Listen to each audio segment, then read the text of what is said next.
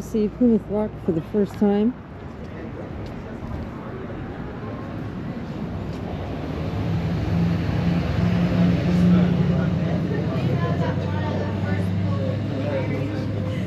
Actually, to tell you the truth, it's bigger than I remember it being when I was a kid.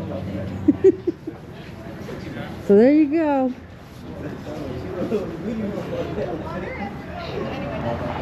What do you think?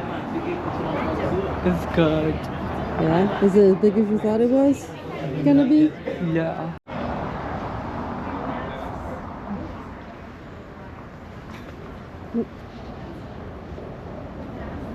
So, come here, Jake. So, you see that split in the middle of it? So they used, so I think it was, I don't remember the year, but it was right around the Revolution, and they decided everybody was in a fever, and this was kind of like an icon of America and freedom and all that kind of stuff. And so they took this rock and they moved it into, I believe it was the center of town. And when they did that, it split in two. So that split you see down the side of middle of it, where it looks like it was cracked at one point, that's from when they moved it over there. And then they eventually brought it back to this spot. It took them a little while, but it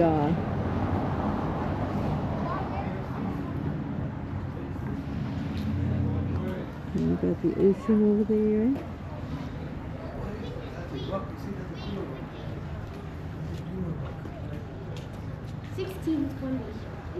So that's the story about how the rock got there.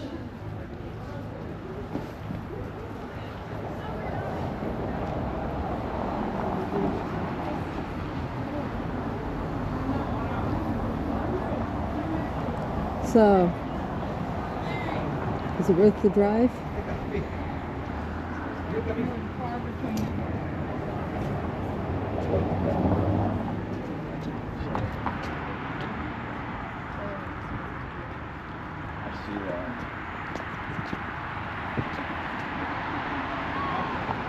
Oh, here's a little sign.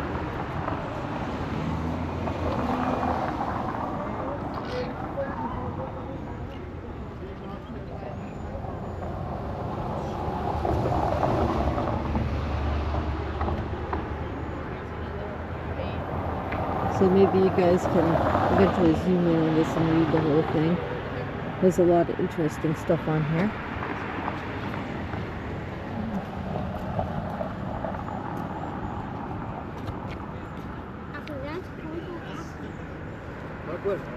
So, timing. 1620. Pilgrims land in Plymouth. 1741. Elder Furnace identifies the rock as the first landing site of the Mayflower Pilgrims passengers. 1774. The rock is accidentally broken in two horizontally while being moved to Town Square. The bottom half is left in place and becomes part of Hedges Wharf. 1820. Speaking at the 20th anniversary of the landing, Daniel Webster appears to have begun the legend by stating, "Beneath us is the rock on which England receives the fleet of the Pilgrims." Or received the feet of the Pilgrims. Sorry about that. 1834, the top half of the rock is moved from Town Square to Pilgrim Hall. A monument granite canopy designed by Pilgrim descendants Hammett Billings is completed. During construction, the lower half of the rock is trimmed to fit the new structure.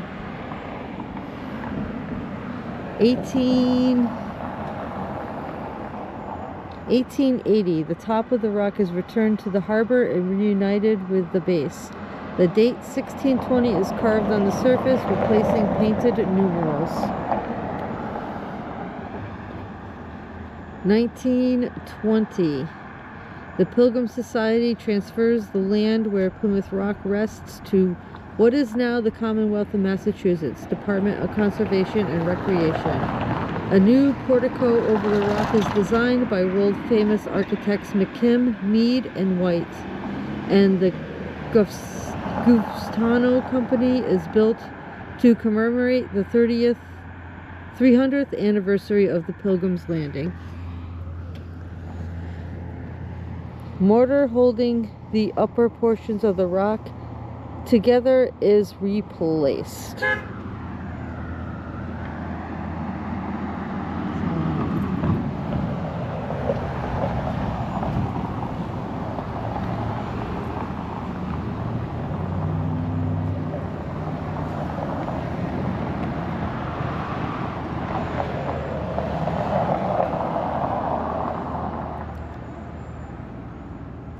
So down here is just pretty walking. We're going in, actually the day after Christmas, so we're going during the nothing's going on season pretty much. Although there's a surprisingly large number of people over at the Rock for this time of year. So we're just gonna wander around a little bit and start planning our summer trip. Because I think we're gonna stay, there's a KOA I ran past on our way here. So we might stay there in the summer and then come back here when things are open and there's stuff to do. But it's just pretty over here. You got the ocean. I'm sure this place is pretty cool. Ocean Spray is down here too somewhere. I remember going there as a kid. Oh my gosh, I wish I brought gloves. How about you, Jake? Definitely glad for these hats.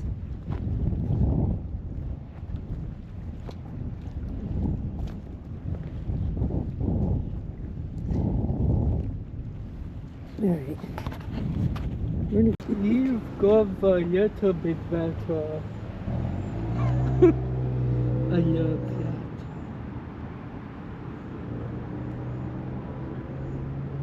Seal Nye. Seal Nye the science guy. Yeah, no, that's-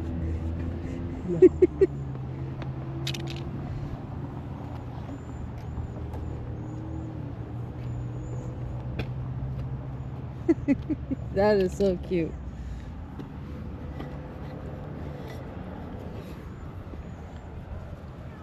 That is probably the smartest seal to ever exist.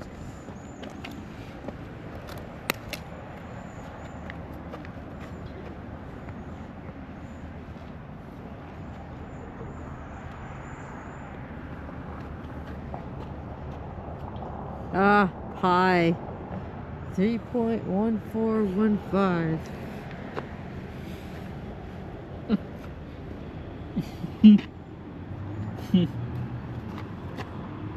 His cosmic little stand down there.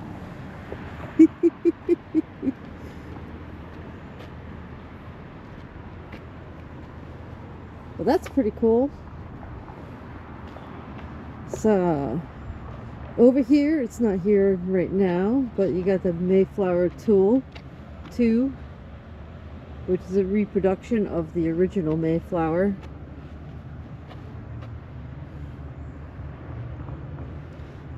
The ship's not here right now. Ooh, those look like those may be bathrooms over there. Fantastic.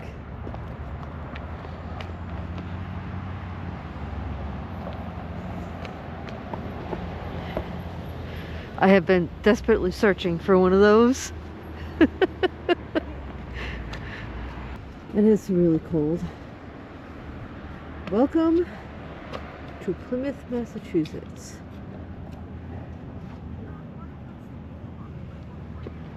Oh good, they have a little map.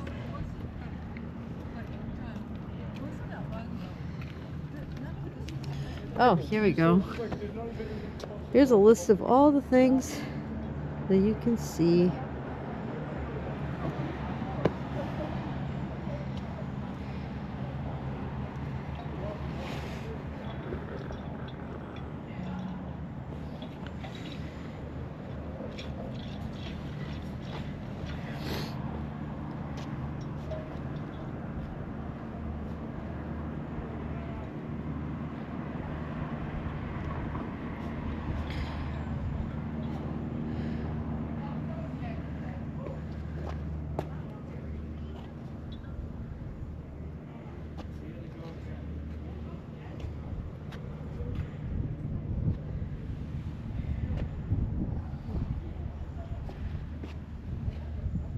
Well, there's a little bit of the Mayflower that's not here right now.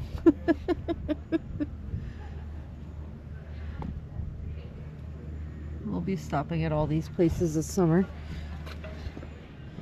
Alright, bathrooms.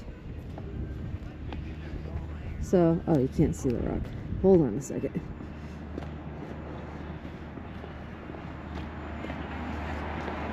I feel like this is probably going to be closed. Bathrooms are closed for the season. The Fraser Memorial State Pier, which I don't think you can read much anything on there on the camera. Oh, another seal. Let's go see the seal.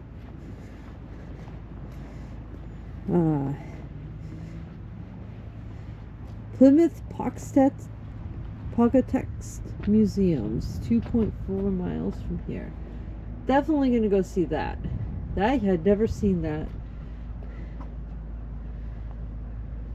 We'll be going to see that this summer, Jake.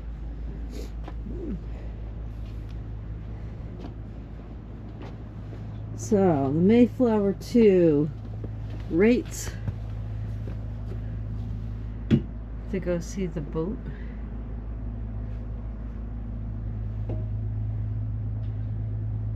Oh, you can get a combination pass for Plymouth, Pawtuxet, and Mayflower.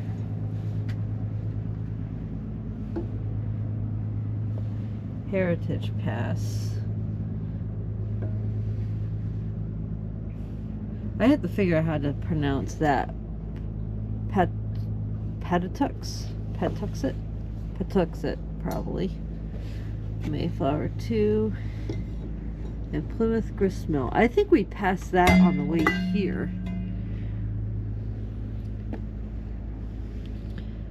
Which was something I was considering stopping to go see, but I feel like, oh, there's more parts of the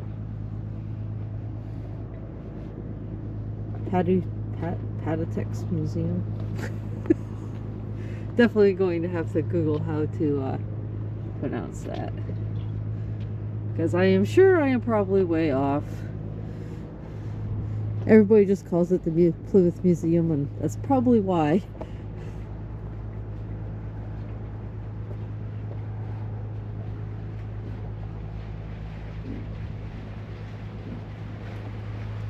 Oh, there's the whole boat. Oh, maybe you can see that. Here we have another cute little seal.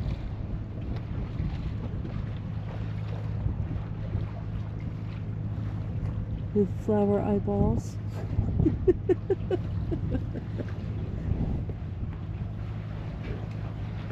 So cute. I love the flowers.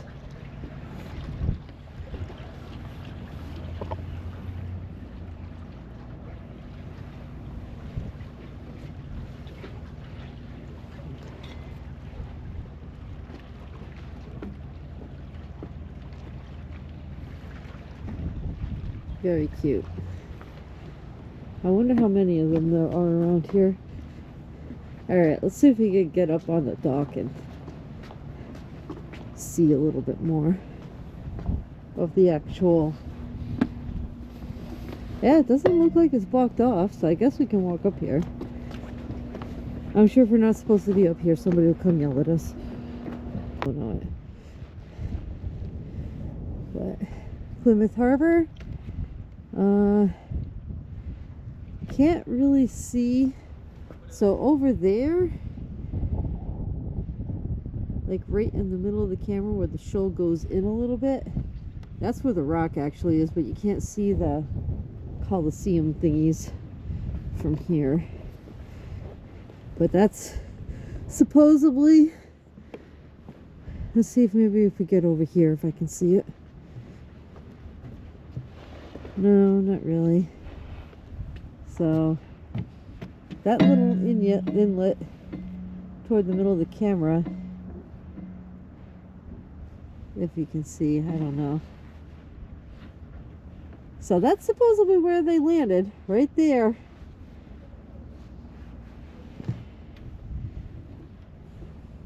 There's speculation about that, but the general myth is that's where they landed, and there's a whole story behind it as to why they believe that it is there that they landed.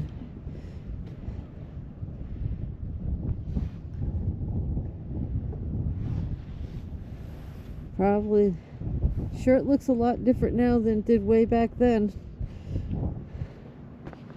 Mainly, a lot of these houses weren't here, or this dock, or probably anything.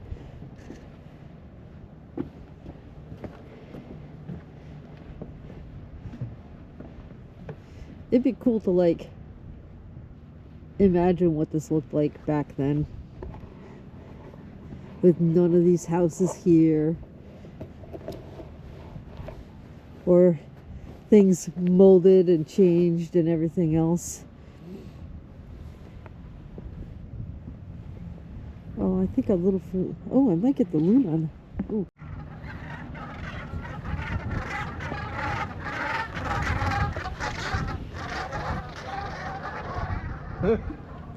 Oh, when did that landing? That was cool. Yeah, it was cool. I am not exactly sure what they were. They were some kind of duck.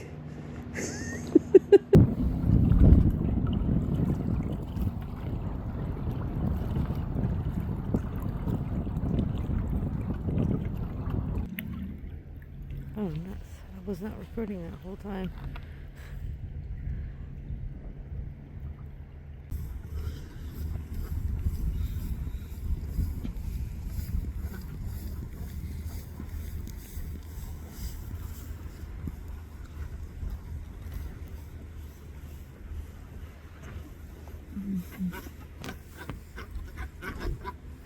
So those are the guys that flew over us earlier when we were on the dock.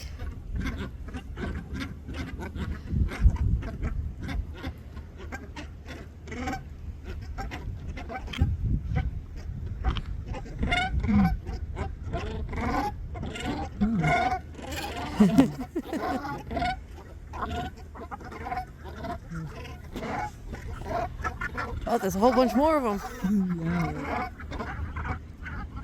What is going on over here? This is so cool. Yes, it's so cool. Cool.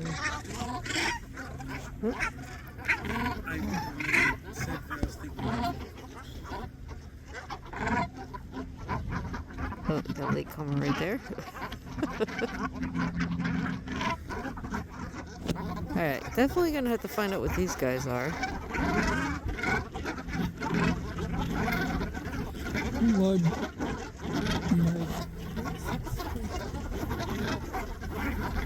Oh, they're all heading over here now.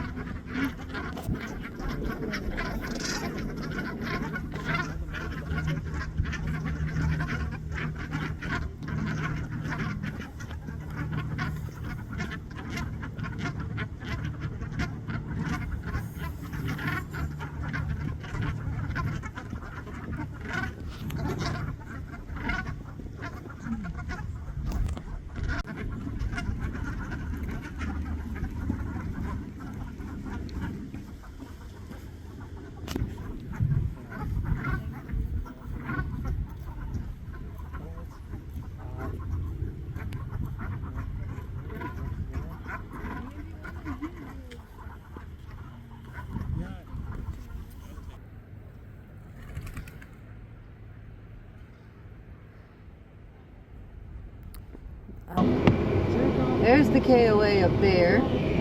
It's closed for the season, but this is where we're thinking of staying. So, across from the KOA over there is this place, which I'm going to show you in a second. I don't know if we're going to walk around it. It's kind of cold, number one, and number two, it'd be cool to have something more to tape when it's warmer out. But we'll take a quick drive around. So in case any of you all are want to come out here, that's another thing to do. And the KOA is literally across the street. Okay, so my plan is, it is currently freezing cold. So, and I just have my sweatshirt and stuff on. So my plan is I'm gonna get out, do a quick overview of what's here, not actually go through it or anything, and hopefully help you guys decide if anybody wants to come here and visit or anything like that.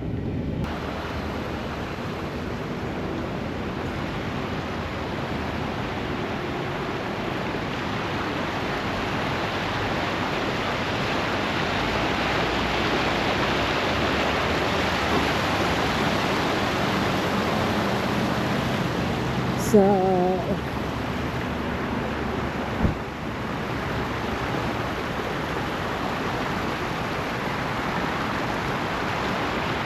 so apparently this has got something to do with herring. We're gonna come back, so I'll read it again another time. And apparently this is a very important spot for herring. Lots of signage about herring everywhere. So there used to be a little grist mill here. These are the ruins of the grist mill.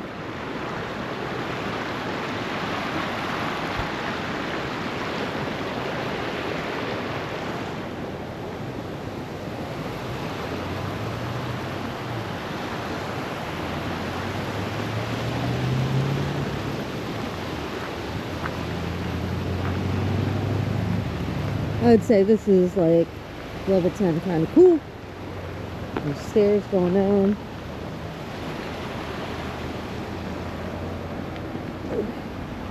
Also, it's getting dark.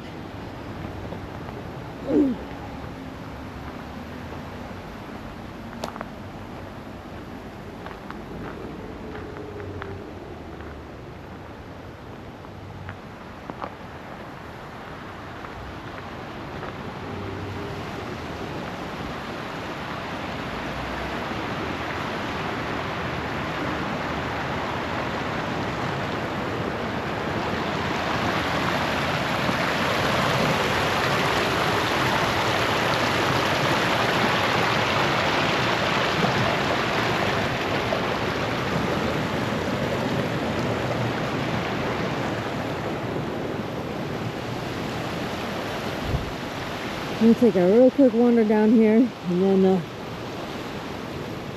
hop back in the car because it is below 20 degrees and I'm out in a sweatshirt. I'm definitely gonna stop back here and really explore this place. It's kind of cool looking. Read all the signs and all that good fun stuff. There's more rooms down that way, but we're not going over there. So a few more interesting things to do over here. Is it cold out there, Mom? It is very cold out there. I do believe that. I think this would be a very cool place to come and do paintings of eventually. However, hang on, let me turn this on.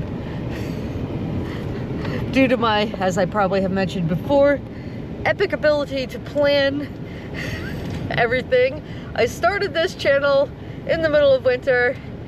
And I don't think that anything I drew outside would come out very good because it would be a bunch of squiggly lines from my hands shaking so much.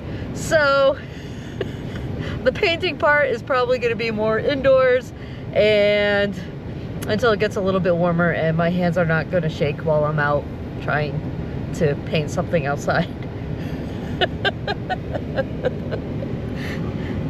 So, well,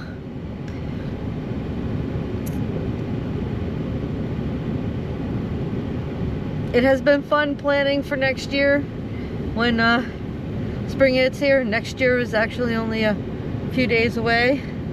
So, this was a nice little outing to plan our summer a little bit more. I've got a few things planned this summer to do and places to go and things like that. Let's see if I can get more light in here so you can see me. I don't know if you can see me any better. And So we'll see what happens. I know one trip is going to be up to Arcadia Park and probably this KOA over here. I'm pretty sure we're going to be doing that. They do have tent sites, so I am gonna actually, yeah, I would say I'm definitely going to book that, because that's actually a pretty easy to do trip. It's not that far from my house. It's like an hour and a half. So I could do that in a 3-day weekend or something like that. So maybe go there, camp. It's about, the KOA is 18 minutes from Plymouth, and it's got the ruins right over here, so that would be kind of cool. So I think probably there are other campgrounds in the area that are more state campgrounds. Those, I haven't looked at them online, maybe. But right now KOA is the top choice, and I've never stayed in a KOA, so it'd be kind of cool.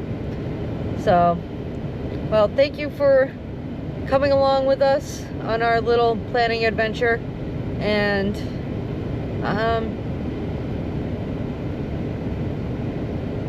I guess like and subscribe if you like this. That feels weird saying that.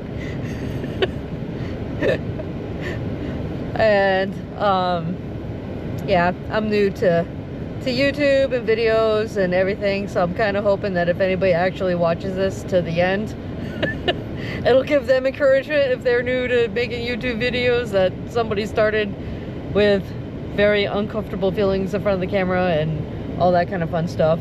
So it's kind of interesting talking to all you on the other side of this video that, well, it's not even really on the other side of the camera, because it'll be on the other side of the internet once it actually gets posted. So kind of weird to think about it that way. So yeah. Okay, I hope you enjoy.